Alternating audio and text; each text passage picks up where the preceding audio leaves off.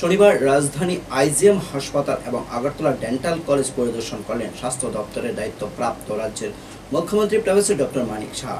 উভয় ক্ষেত্রে কি সমস্যা রয়েছে সেগুলি খতিয়ে দেখেন তিনি। পরিদর্শন শেষে মুখ্যমন্ত্রী জানান ৮০% পরিষেবা পাওয়া যাচ্ছে আইজিএম হাসপাতালে এবং ডেন্টাল কলেজে। শনিবার আগাম কোনো কিছু না জানিয়ে আইজিএম হাসপাতাল পরিদর্শনে আসেন মুখ্যমন্ত্রী। হাসপাতালে মেডিকেল সুপার এবং অন্যান্য আধিকারিকরা মুখ্যমন্ত্রীকে স্বাগত জানান। মুখ্যমন্ত্রী তাদের সাথে হাসপাতালের পরিষেবাগত বিষয় নিয়ে কথা বলেন, বিভিন্ন ক্ষেত্রগুলি নিজ চোখে খতিয়ে দেখেন। প্রচুর লোড আছে।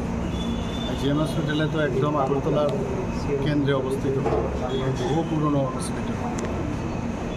তো এই লোডের মধ্যে যেভাবে ডাক্তারবাবুরা এবং যারা স্বাস্থ্যকর্মীরা আছে যেভাবে পরিষেবা দিচ্ছে, আমার মনে হয় না যে মানে খুব বিষয়টা খারাপ ওনারা দিচ্ছেন। তবু কিছু কিছু জায়গায় আমি দেখলাম, বিশেষ করে যেখানে পরিষ্কার পরিচ্ছন্নতার বিষয় আছে, লোড বেশি থাকলে পরিষ্কার পরিচ্ছন্নতা একটু সমস্যা হয়। যারা পেশেন্ট পার্টির সাথে আসে তাদেরও পরিষ্কার পরিচ্ছন্নতার উপরে অনেকের সচেতনতা থাকে, কিন্তু আমাদের সেইগুলো দেখতে হবে, যাতে কর্পোরেট সেক্টর থেকে কিন্তু আমাদের অনেক কিছু শেখার আছে। অথচ কর্পোরেট সেক্টরে যত পয়সা খরচ না করে এর 10 গুণ খরচ কিন্তু আমাদের সরকারি হাসপাতালগুলোতে খরচ হয়। আমি আজকে দেখে গেলাম বিষয়গুলো, এবং যেখানে যেখানে আমার চোখে পড়লো সেই ঘাটতিগুলো কীভাবে মেটানো যায় সেগুলো নিয়ে আমি বলবো বা সেই ডিরেকশন থাকবে।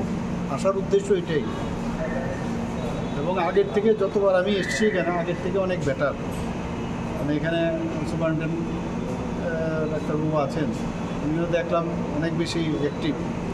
বসা টসার বিষয়ে আমি বললাম, এবং পরিষেবার তো অন্তহীন।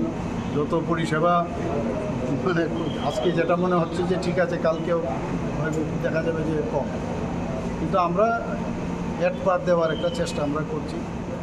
আমরা আগেও